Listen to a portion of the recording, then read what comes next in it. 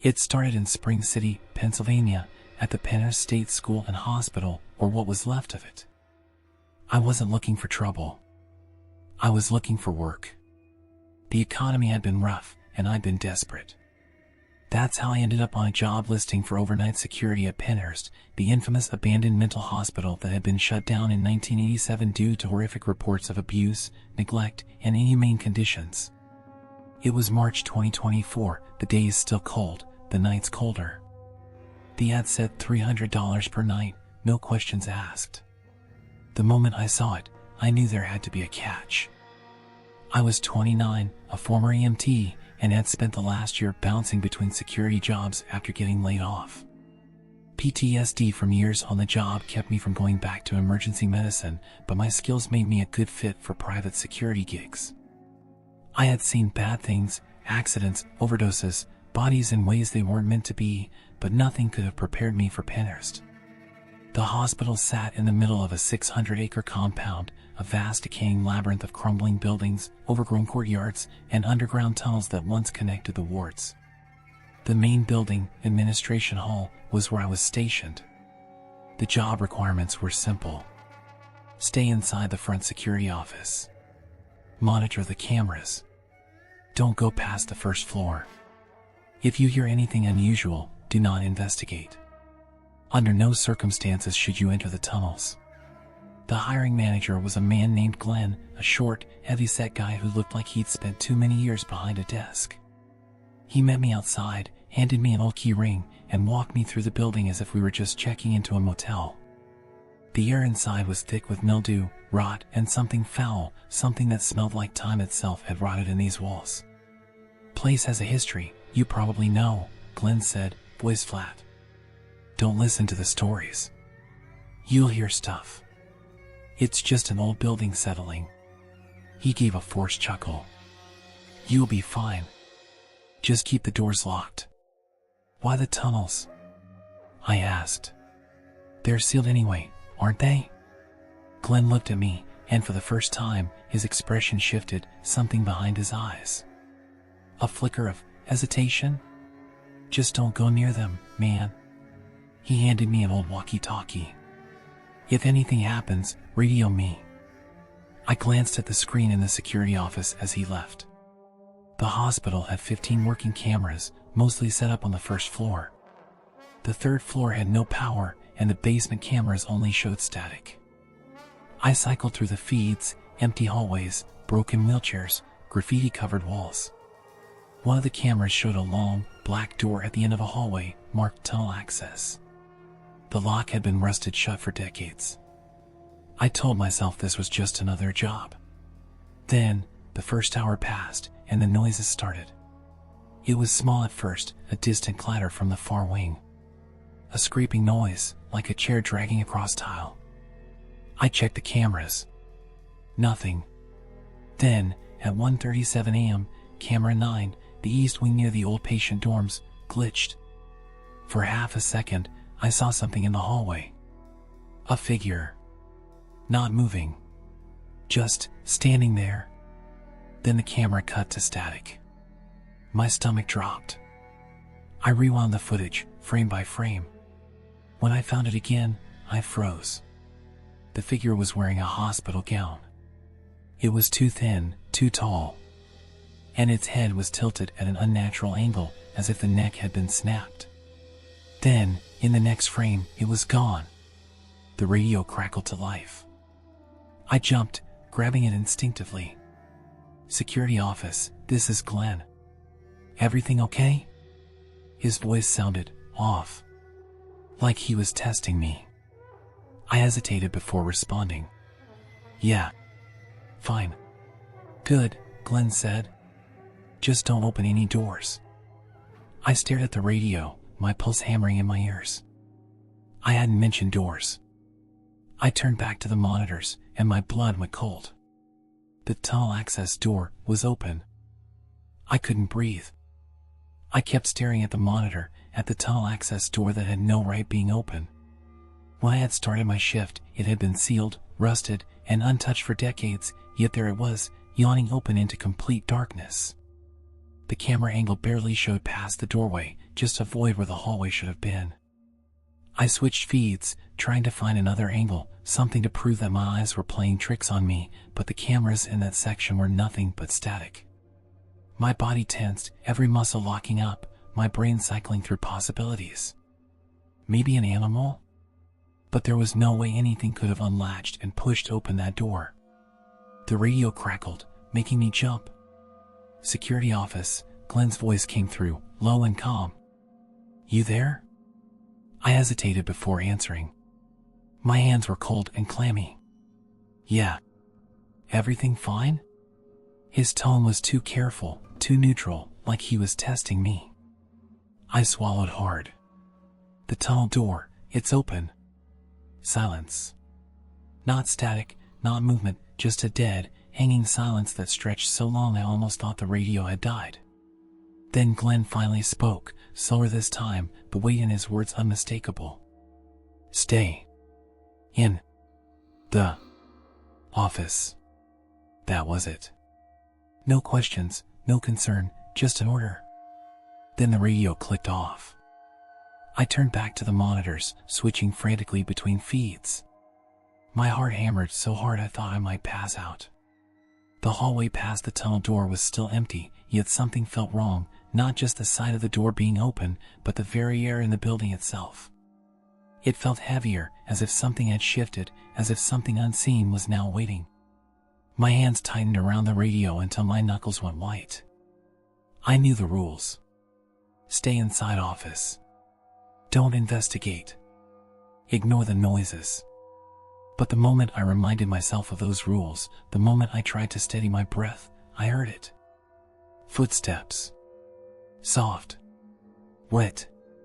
Slow. They weren't coming from the speakers or the radios. They were part of a leaky ceiling or settling foundation. They were real, echoing down the hallway outside the office, moving steadily toward me. I flicked through the cameras again, my fingers slipping on the keyboard, but there was nothing there. Just the same empty hall, the same decayed furniture, the same busted light flickering. And yet the sound kept coming closer. Step. Drag. Step. Drag. Something was walking. And it was not on the cameras. My stomach clenched. The door to the security office was reinforced steel, locked tight, but that didn't comfort me. My brain raced through every logical explanation, but there was no way to explain footsteps inside a locked building. The tunnels were sealed, had been for years. But whatever was out there wasn't stopping. Then, a knock. I froze, my breath catching in my throat. 3 slow, deliberate knocks on the security office door. The air in the room felt thick, suffocating, like the entire hospital had been vacuum sealed around me. I forced myself to stay still, to breathe through my nose, my back pressed so hard against the chair that it creaked beneath me. Another knock. Then, a voice. A woman's voice. "Please, help me." It was faint, almost a whisper, but there was something off about it. Something too careful, too measured, as if whoever was speaking wasn't used to talking. I didn't move. I forced my eyes back to the monitors, my stomach twisting into knots. Camera 6, the feed just outside my office door, flickered. A figure stood in the hallway. I clenched my teeth so hard I felt a sharp pain in my jaw. The angle was wrong. The way the shadow stretched under the flickering light, too long, too distorted.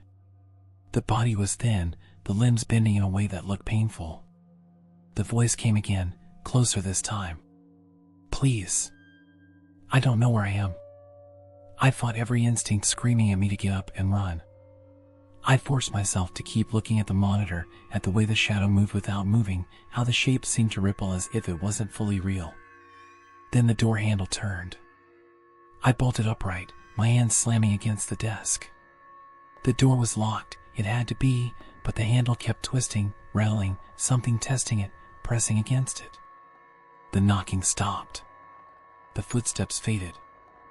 I stayed still, sweat dripping down my back, my fingers digging into the armrests of the chair.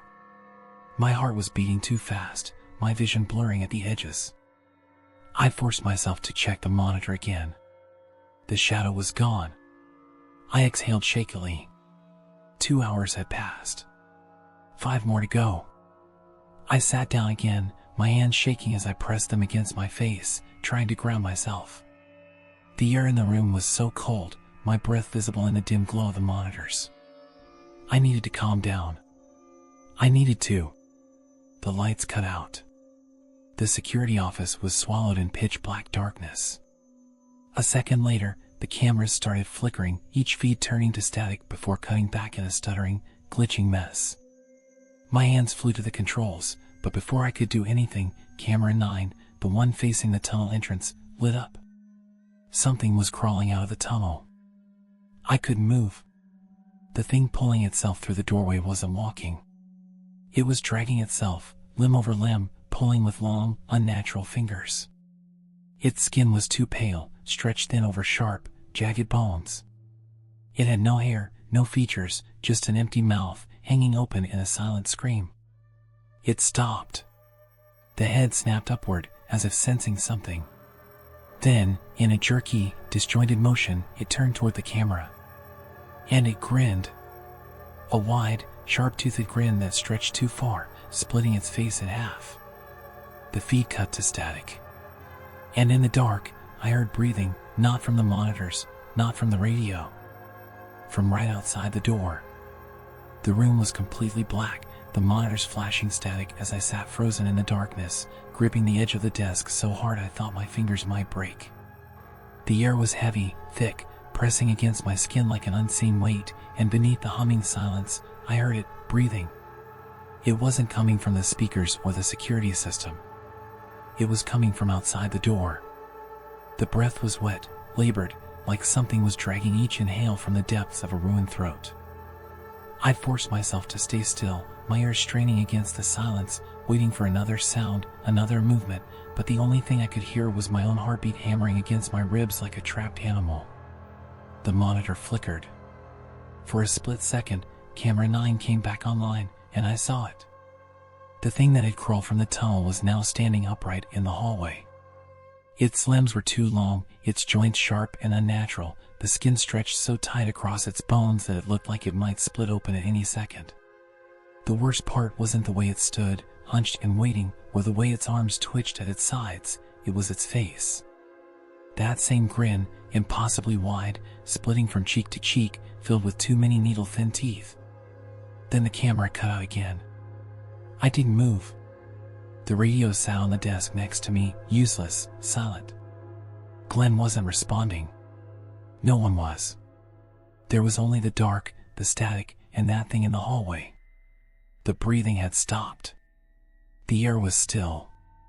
For a moment, I thought maybe it was over, maybe whatever had come out of that tunnel had retreated back into whatever hell it had crawled from, but then the doorknob turned. I clenched my jaw so tight I felt a sharp, white-hot pain shoot through my skull. The handle didn't jiggle or shake, it turned slowly, like something was testing the lock, waiting. I couldn't do this. I wasn't supposed to do this. I wasn't supposed to see anything. The rules had been clear: stay in the office, watch the cameras, don't investigate, don't open the doors. But what happens when the doors open themselves? The knob turned again, further this time. I reached for my flashlight with shaking hands, but my fingers were slick with sweat, slipping over the plastic grip. The moment I grabbed it, the breathing came back, this time right up against the door. It wasn't normal breathing, not the slow inhale-exhale of something alive. It was shuddering, wet, a rattling in the chest like something was struggling to pull in air through a throat that was no longer made for it. The sound sent a fresh wave of nausea rolling through me. I had two choices: sit here in the dark and hope whatever was on the other side of the door lost interest, or do something about it. I made the wrong choice. I stood, gripping the flashlight, and stepped toward the door, pressing my ear against the cold metal. The breath on the other side was so close, as if something was standing inches away. I swallowed the bile rising in my throat, trying to convince myself that if I just turned the flashlight on and opened the door, nothing would be there. Just an empty hallway. Just my own fear playing tricks on me. I flicked the flashlight on. The light died instantly. My stomach dropped. I barely had time to register what had happened before something slammed against the door. The impact rattled the entire room, knocking over one of the monitors. My pulse spiked so fast I thought my heart might burst.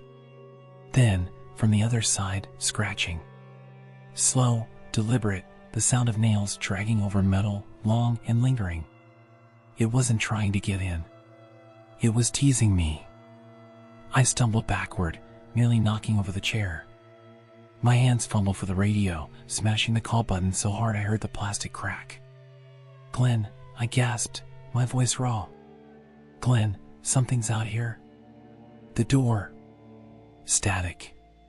Then, "Don't open it." His voice was wrong. Flat. Hollow. Like something had crawled inside his throat and was speaking through him. The same way the woman in the hallway had sounded. My blood went ice cold. The scratching stopped. The room felt suddenly empty, like whatever had been pressing itself against the other side of the door had retreated. I hesitated, waiting, straining my ears for any sign of movement, but there was nothing. The only sound was the distant buzzing of the broken monitors. I turned back to the screens, forcing myself to breathe, but my body wouldn't stop shaking. I knew I couldn't leave the office. I wouldn't make it 10 feet in that hallway before something found me. The only thing I could do was wait. I reached for the flashlight again, gripping it like a lifeline. The air still felt thick, the room too silent, but whatever had been at the door was gone. Then the radio clicked on. A voice came through, but it wasn't Glenn. "Help me." I felt my stomach drop into a pit of ice. It was my voice. From the radio. The static crackled, shifting, distorting, but I knew what I had heard. It was me, my own voice whispering back at me through the speaker.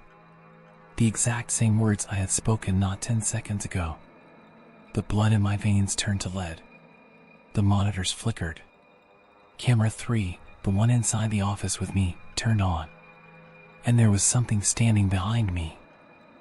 I couldn't turn around. I wanted to, I needed to, but my body refused. Every nerve in my system locked up as my eyes stayed glued to the monitor, to the grainy, flickering feed of camera 3, the one that should have been showing an empty office. Instead, it showed something standing behind me. My breath came out in short, sharp bursts, and my fingers dug into the desk hard enough to send pain shooting up my arm, but I barely felt it. The thing on the screen wasn't moving. It wasn't even shifting in place. It just stood there, an unnatural, elongated shadow that stretched up from behind my chair, just barely visible beyond my shoulder. It was too tall. The top of its head nearly brushed the ceiling.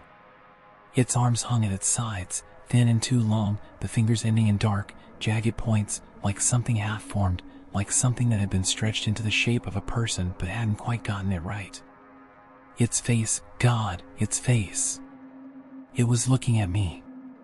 Not in the way that people look at you, not in the way that eyes track movement. Its face was featureless, smooth, the skin stretched over bone with no mouth, no nose, no eyes, except I felt it looking. I swallowed thickly, my body screaming at me to do something, anything. But what do you do when something that isn't supposed to exist is standing behind you? My mind raced through every possibility, every action that could get me out of this, but I knew. I knew deep down that the second I moved, the second I acknowledged it, it would move, too. The radio crackled again. "Help me." My voice. I clenched my teeth so hard I thought they might crack, sweat dripping down my temple. The thing on the monitor twitched. Just the slightest motion, a shudder, as if it had been waiting for me to react, as if it had been waiting for me to hear the voice on the radio. It wasn't behind me before. It was never in the office. But now it was. I moved before I could stop myself, slamming my hand onto the power switch on the monitors, plunging the room into total darkness. It was stupid, but I couldn't look at it anymore. I couldn't. I had to convince myself that if I couldn't see it, it couldn't see me. My pulse pounded in my throat, my breaths coming out shallow, ears straining in the dark. The silence stretched, dragging on for what felt like hours. Then, a single step. A slow, deliberate scrape of something shifting forward. It was closer. I fought the rising scream in my throat, gripping the edges of the desk so hard I felt splinters dig into my palm. Don't move. Don't react. Don't look. Another step. I squeezed my eyes shut. This isn't real. This isn't happening. Then, breathing. Right next to my ear. I lost it. I lurched forward, throwing myself against the wall, hands scrabbling for anything, any weapon, any way out, but I was trapped. The office was too small, and the door was still locked. I gasped for air, chest rising and falling in sharp, panic movements as I reached for the flashlight. I clicked it on, and the room was empty. I stood there, shaking, the beam of the flashlight cutting through the dark, illuminating nothing but the overturned chair, the tangled mess of wires from the monitors, the silent, unmoving radio. No tall figure. No thing standing behind me. Just me. Alone. I forced in a slow, shaky breath. It was gone. Or maybe it was never there to begin with. I didn't have time to process it, didn't have time to tell myself that I had imagined it, because in the silence, the radio came to life one more time. A new voice. A voice I hadn't heard before. Why did you turn off the camera? My heart stopped. The words had no emotion, no tone, just flat nothingness. I stared at the radio, my hands clenching into fists at my sides. Then, from the hallway outside, something knocked. Not like before. Not a test, not a slow, rhythmic pattern. This was frantic, desperate, like something was pounding its fists against the door. The radio screamed. I don't mean static. I don't mean feedback. I mean it screamed, full volume, full force, a noise so loud and raw that I almost dropped it. My knees buckled, hands flying to my ears as the sound blasted through the office, distorting, warping, turning into something that wasn't human. The knocking turned to banging. Something was slamming itself against the door. I pressed myself against the wall, every cell in my body telling me this is it, this is where I die, because whatever was out there wasn't trying to test the lock anymore.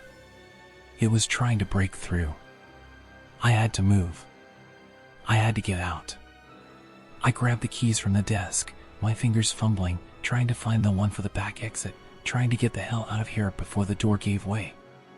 But as soon as my fingers closed around the right key, as soon as I took that first shaky step toward the emergency exit, everything stopped. The banging, the knocking, the screaming, just silence. I didn't dare move.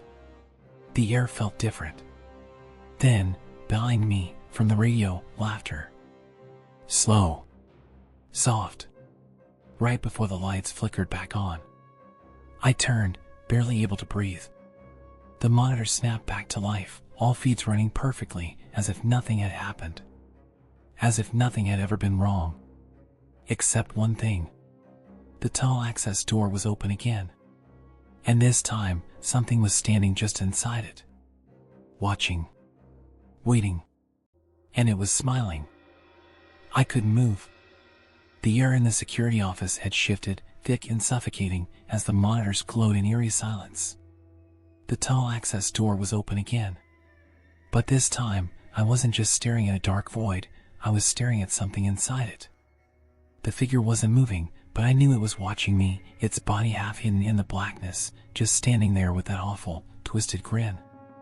It was still too far for me to make out every detail, but I could see enough. Its arms hung at unnatural angles, its fingers curled into shapes that didn't seem human. The longer I stared, the harder it was to breathe, as if the very presence of this thing was pulling the air from the room.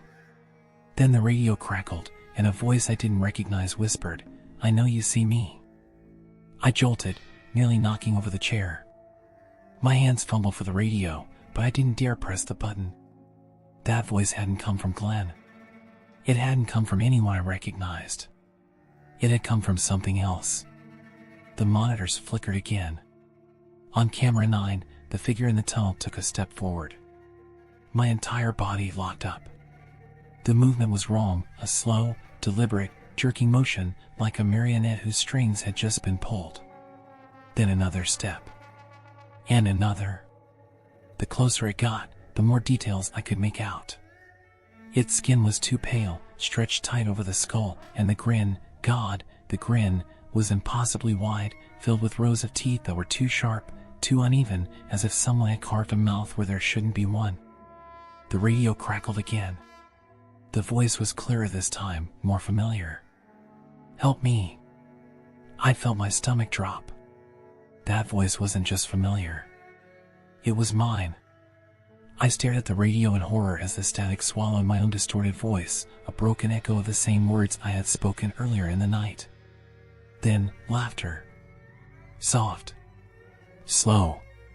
A wet, gurgling sound that crawled into my ears and settled in my bones. The figure on the monitor snapped its head upward. And I knew it had heard me. The room suddenly felt too small, too fragile, as if the walls themselves could collapse at any second. My mind screamed at me to do something, anything, but my body refused to listen. My eyes flicked to the office door, the same reinforced steel that had saved me earlier, but suddenly, it didn't feel safe enough. The monitors glitched again. For a second, the tunnel access camera cut out, replaced by nothing but static. Then, just as fast, it flickered back on, and the figure was gone. I clenched my teeth, my breaths coming out short and ragged. Where did it go? I scanned the other monitors, flipping through every camera angle as fast as my fingers would allow. The hallways were empty. The basement still showed nothing but static. But then, on camera 3, the one just outside my office, the screen flickered. And there it was. Right outside my door. My lungs seized. My hands tightened into fists as I stared at the grainy, flickering image. The thing was standing in the hallway now, inches from the office entrance, its head tilted at an unnatural angle, the same awful grin plastered across its face. It wasn't moving. It wasn't even breathing. But it knew I was here. I took a slow step back, careful not to make a sound. The air was thick, suffocating, pressing down on me like something unseen had wrapped itself around my throat. The monitor flickered again. The thing took a step closer. Another flicker. Closer. I swallowed hard, forcing my shaking hands to move. My fingers found the radio, fumbling against the plastic casing as I pressed the button. "Glenn," I whispered, barely able to keep my voice steady. "There's something outside the door." Silence. A beat of static. Then Glenn's voice, low and unnervingly calm. "Don't let it in." I felt my skin crawl. My grip on the radio tightened. "What the hell is it?" I hissed. Glenn didn't answer. Instead, something scraped against the door. A long, slow-dragging sound, like nails raking across metal. My body tensed, every nerve screaming at me to move, to run, to do something, but my feet stayed rooted to the ground. My gaze snapped back to the monitor. The figure was right against the door now. Its hands weren't moving, but the scraping sound continued, as if something inside the walls was clawing its way closer. My breath hitched, cold panic settling deep in my bones. Then, from the other side of the door, the thing whispered my name. Not in my voice. In Glenn's. The monitors flickered. The lights above me buzzed. The air in the office grew stagnant and heavy, like the building itself was holding its breath. My hands clenched into fists, my nails digging into my palms as I fought the overwhelming urge to run. Then, all at once, everything stopped. The scraping ceased. The lights stopped flickering. The monitors returned to their normal feeds. The only sound left was the soft, mechanical hum of the security system. I hesitated, my pulse still hammering in my ears. Slowly, carefully, I stepped forward and pressed my ear to the door. Silence. I forced in a shaky breath. Maybe it was gone. Maybe whatever this was had finally lost interest. I reached for the door handle, intending to test the lock, to make sure it was still secure, but just as my fingers brushed the metal, something knocked. Not just a knock. A perfect replica of my own knock from earlier. 3 slow, deliberate taps. Then, a voice. My voice. From the other side of the door, I heard myself whisper, "It's safe now. You can come out."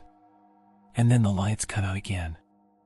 The power had cut out again, swallowing the security office in absolute darkness. My heart pounded so hard I thought it might crack my ribs, my breath coming in shallow, uneven bursts. I stood frozen, ears straining to catch any sign of movement. The monitors were dead. The radio was silent. The only thing that still worked was the fear tightening its grip around my throat, warning me not to move, not to breathe. Then, from the other side of the door, my own voice whispered, "It's safe now. You can come out." The words slithered through the air like something alive. I knew I hadn't said them, yet they sounded exactly like me. My stomach twisted into a tight knot, my mind scrambling for an explanation, for something rational to hold on to, but there was nothing. This wasn't interference. This wasn't an echo. This was something else. The door handle turned. I staggered back, my entire body seizing with panic. The door was locked. It should have stayed locked. But the handle kept moving, slow and deliberate, like something, on the other side was testing it, savoring the moment.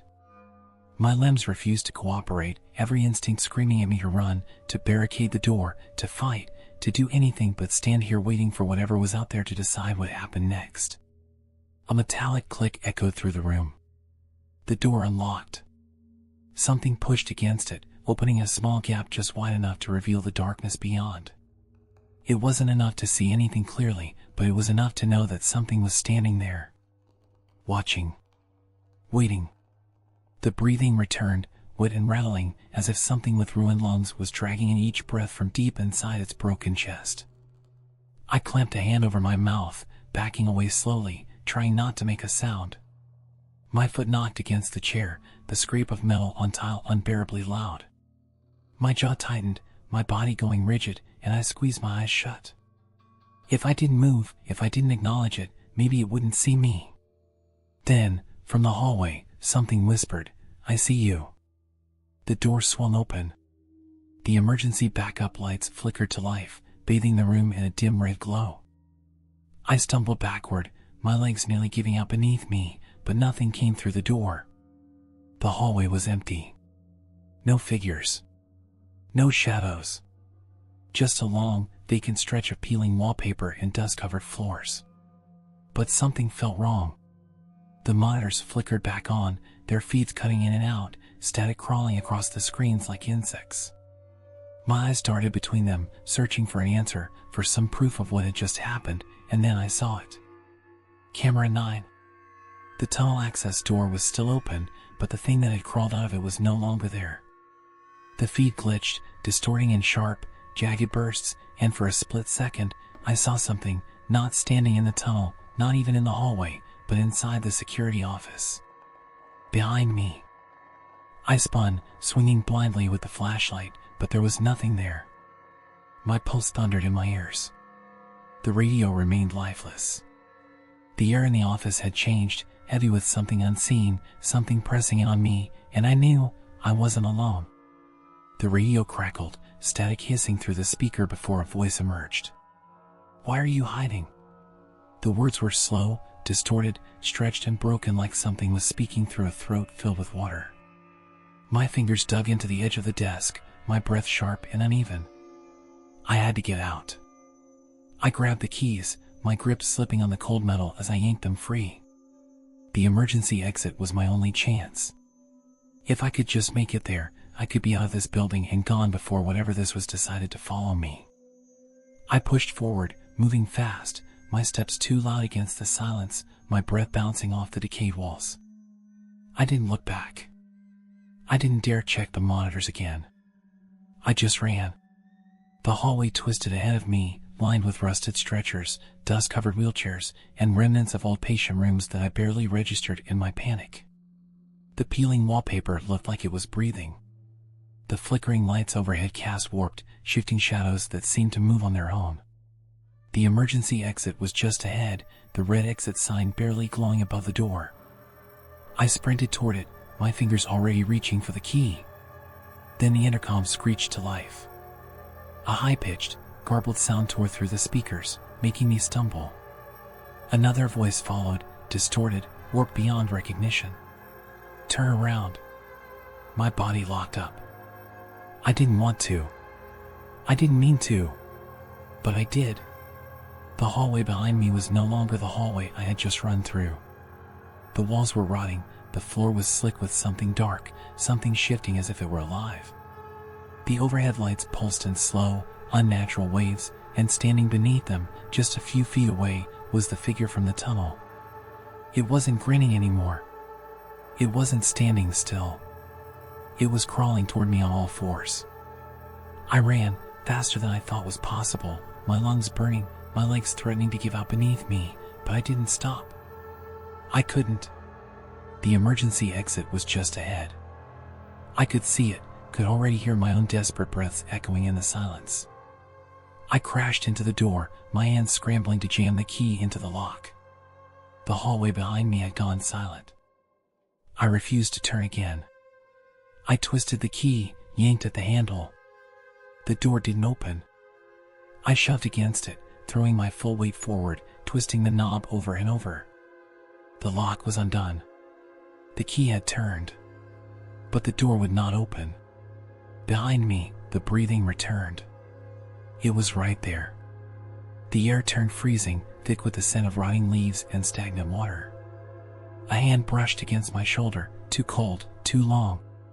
And then, just next to my ear, something laughed. Slow. Cold. The lights flickered once, twice. And everything went black. The darkness swallowed me whole, pressing against my skin like a living thing, suffocating in its silence. My breaths came fast and uneven, my fingers still gripping the door handle that refused to budge. My mind screamed at me to move, to do something, but my body refused to listen, locked in place by the cold, crawling dread that crept up my spine. The laughter still echoed in my ears, soft and deliberate, filled with something far worse than malice, amusement. The air had changed. It was heavier now, thick with the scent of rotting wood and stagnant water, like the walls themselves had begun to decay around me. My pulse pounded so loud I could barely hear anything else, but beneath it, just beneath it, I felt something shift in the dark. It wasn't a sound. It was a presence, something unseen but undoubtedly there, standing just beyond my reach, waiting. Then, a whisper. Come back. It wasn't my voice this time. It wasn't Glenn's. It wasn't even distorted. It was something else entirely, something that didn't need to speak loudly because it knew I was listening. My knuckles turned white around the door handle as I fought against the overwhelming urge to obey. A sharp, grating noise split the silence, a metallic screech from somewhere deep inside the hospital. My stomach twisted as realization crashed into me. The tunnel. The tunnel door was opening again. I wrenched myself away from the exit, stumbling backward into the darkness, my hands shaking as I fumbled for the flashlight. The button clicked, but the beam of light barely cut through the heavy, suffocating black. It flickered, the batteries already failing, but I didn't care. I had to move. I turned, forcing my legs forward, pushing through the shadows as fast as I could. Every part of me screamed against it, every instinct I had told me that running was a mistake, that whatever was behind me wanted me to run. But I couldn't stay. I couldn't stand there waiting for it to reach me. The hallway twisted and stretched, longer than it had been before, warping as if the building itself had shifted to keep me inside. The red emergency lights flickered overhead, casting strange, elongated shadows against the cracked tiles. My footsteps echoed, but they weren't alone anymore. Something was following me. I didn't turn around. I didn't need to. The sound of dragging footsteps was enough, slow but steady, something pulling itself across the floor on hands that didn't quite work right. My breaths came in sharp, ragged gasps, the stale air burning my lungs, but I didn't stop. Then, up ahead, a light. Faint and weak, but unmistakable, one of the monitors was still working. I nearly slammed into the wall as I turned the corner, skidding to a stop in front of the flickering screen. My eyes darted across the feeds, scanning for movement, for anything that could help me, but every hallway was wrong. The hospital had changed. The walls on the monitors were rotting, warped, covered in something black and wet that pulsed as if it were breathing. The floors were littered with abandoned hospital beds and overturned gurneys, their wheels still spinning like they had just been moved. The lights in the cameras weren't flickering anymore, they were gone, consumed by the darkness spreading from the tunnel.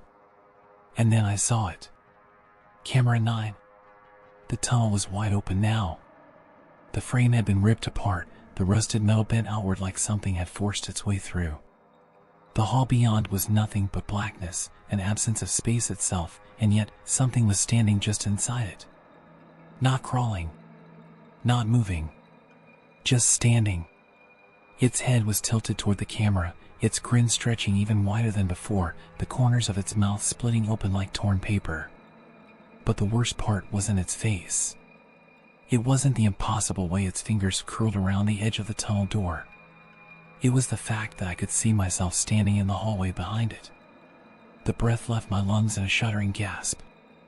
My body locked up, my hands gripping the edge of the monitor so tight the plastic cracked beneath my fingers.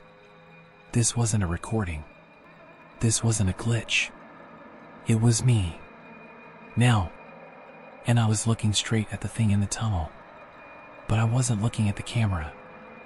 I was looking at something else. The static surged. The screen glitched and warped, the image twisting into something unrecognizable, and then the figure moved. Not on the screen. Behind me. I didn't have time to think. I ran. Faster than I thought was possible, faster than my legs should have allowed, but it wasn't fast enough.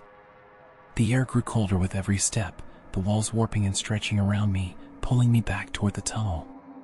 My shadow twisted beneath the flickering lights, elongating into something that wasn't my own. And then, I stopped. I hadn't meant to. My body just stopped. My legs refused to move. My arms hung limp at my sides. My breath hitched, but my lungs didn't expand. The hospital was silent. Too silent. Then, footsteps. Not behind me. In front. Slow. Deliberate. Getting closer. My mouth opened, but no sound came out. My body remained locked in place, unable to turn, unable to move, as the air in the hallway grew thick and wet, like I was standing inside something that was breathing. And then, a hand touched my face. Fingers, long and cold, pressing against my cheek like they were trying to memorize me. I tried to recoil, tried to scream, tried to do anything, but my body wasn't mine anymore. Then, a voice. A whisper. Right against my ear. You were never supposed to leave. The lights flickered once. Twice. And then, everything went dark. The darkness wasn't empty. It had weight, pressing against my skin, wrapping around my throat like something alive, something hungry. I couldn't move, couldn't breathe, couldn't even tell if my body was still standing or if I had already been swallowed whole. My mind screamed for me to run, to fight, to do anything, but my limbs were frozen, pinned beneath the suffocating stillness that wasn't silence, wasn't absence, was something watching. Then, fingers slid down my face. Cold, slow, deliberate. The sensation sent a violent shudder through my body, but I couldn't pull away. I couldn't even flinch. My muscles refused to obey, trapped in something unseen, something that held me in place like a fly caught in amber. The fingers stopped at my chin, tilting my head slightly, like someone studying me, deciding what to do next. My skin crawled, my breath stuck in my throat. Then the voice returned, right against my ear, low, patient, almost amused. You were never supposed to leave. My stomach lurched. The pressure on my skin lifted, but the weight in the air remained, thick and cloying, making it hard to think, hard to breathe. Then came a sound. A footstep. Not mine. The spell broke.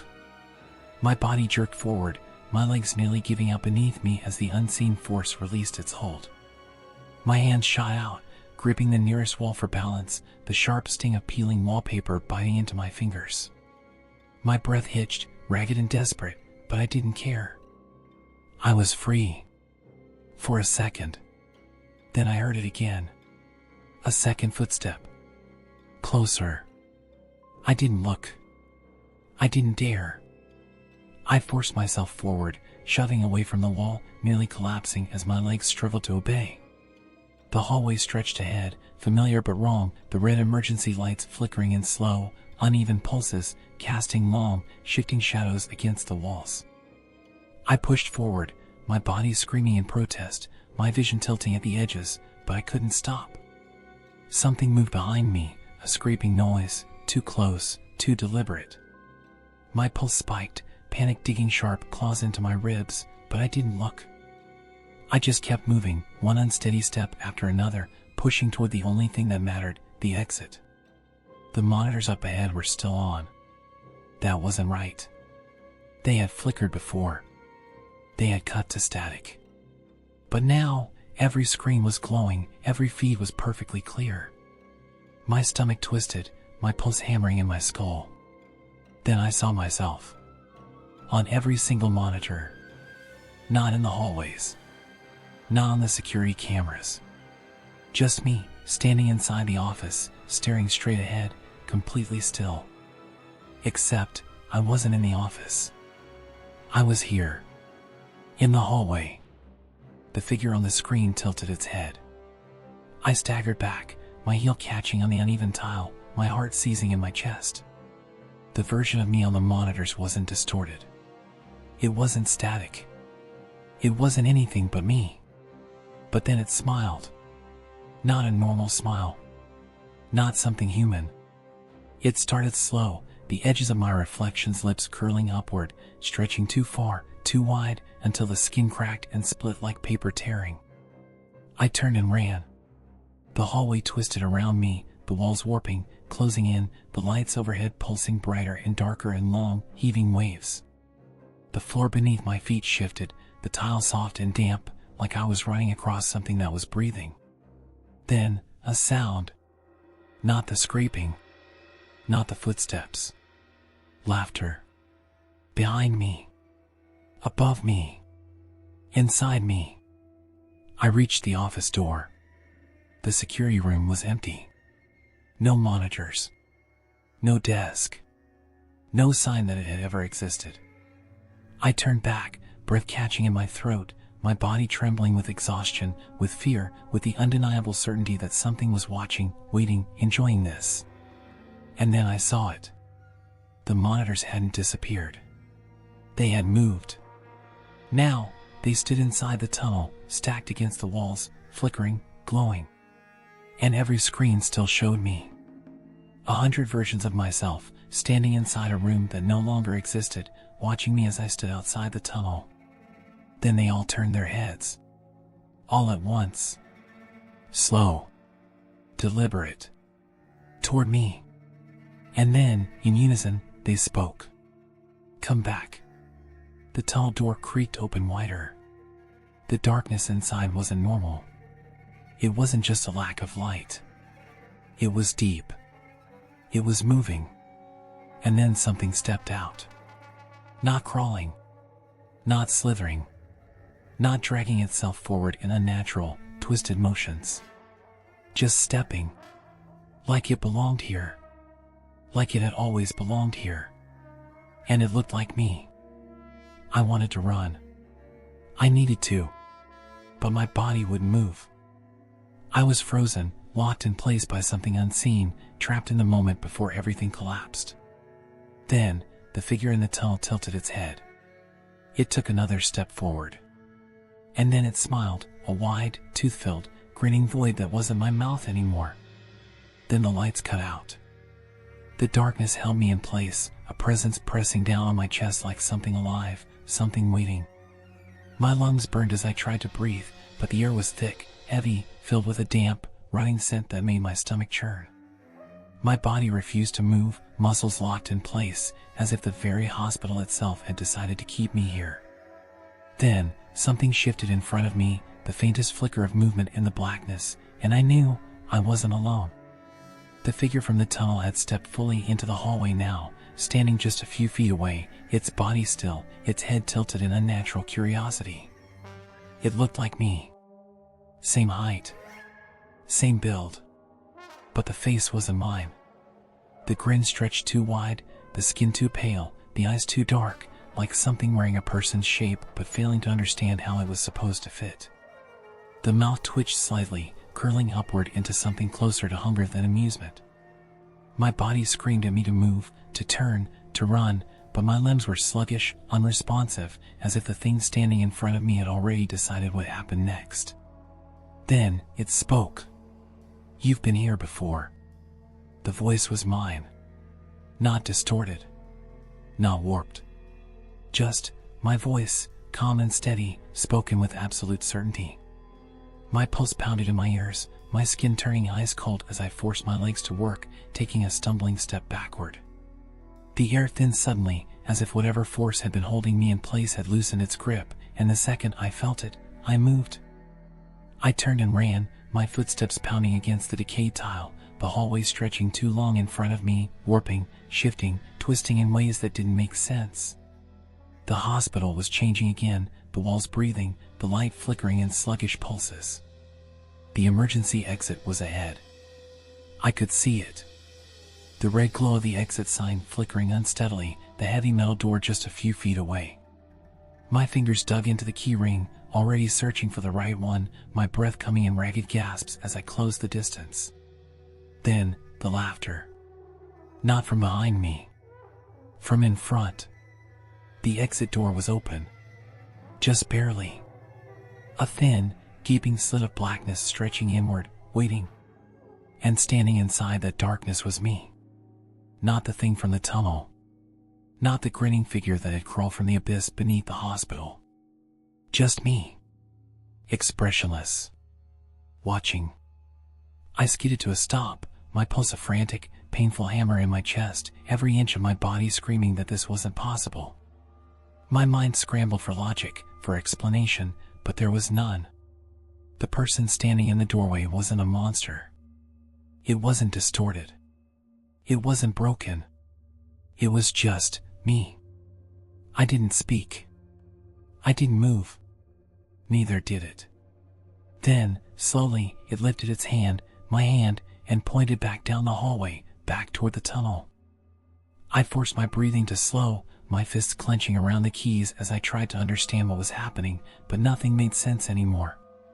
The walls were shifting, the air was humming, and I could feel something pressing at the edges of my skull, whispering something just beyond understanding. I wasn't supposed to be here. I had never been supposed to be here. The figure in the doorway tilted its head, the same way the thing in the tunnel had, and when it finally spoke, it didn't use my voice. "You're not real."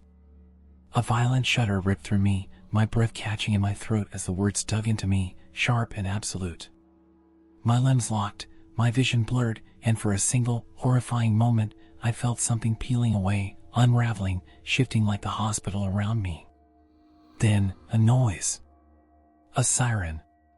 Loud, shrieking through the building in an ear-splitting wail, shaking the walls, vibrating through the floor beneath my feet.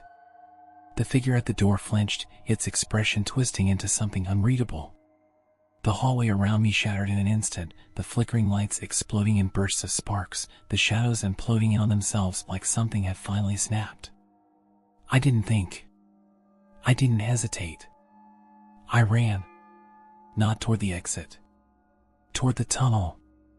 Every part of me screamed against it, my mind begging me to stop, to turn back, but the hallway was collapsing around me, bending inward, pulling itself apart, and I knew there was no way out. Not through the exit. Not through the doors. There had only ever been one way out. The tunnel yawned open, impossibly wide, the darkness pulsing as if it were alive. The monitors were shattered now, the screens flickering and distorting in endless spirals of static. My legs burned, my chest ached, but I didn't stop, because the sirens were growing louder, the walls were closing in, and I knew, with every piece of my fading mind, that if I stopped, I would never leave. The second my foot crossed the threshold into the tunnel, the noise stopped. The hospital vanished. Silence swallowed everything whole. And then, I was standing outside. Cold air bit at my skin, the sky overhead a deep, endless black, the stars blinking in quiet indifference. My body shook violently, every muscle locked in exhaustion, my lungs burning as I gasped against the night air. The hospital was gone. No building. No structure. No sign that it had ever existed.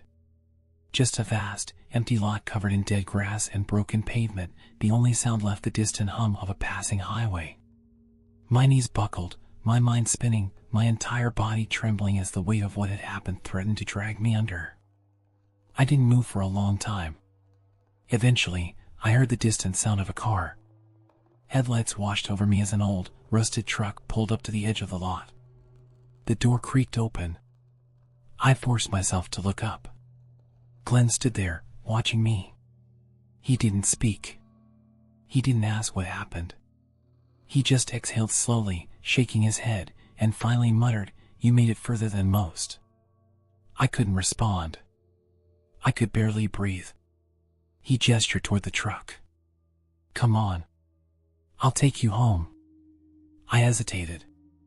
My hands curled into fists against the Colt. My mind screamed at me to run, to refuse, to never get in that truck, because something about Glenn's expression, something about the way he stood there watching me, waiting, felt wrong. But I was too tired. So I climbed in. And as we drove, the last thing I saw in the rearview mirror was my reflection, smiling back at me.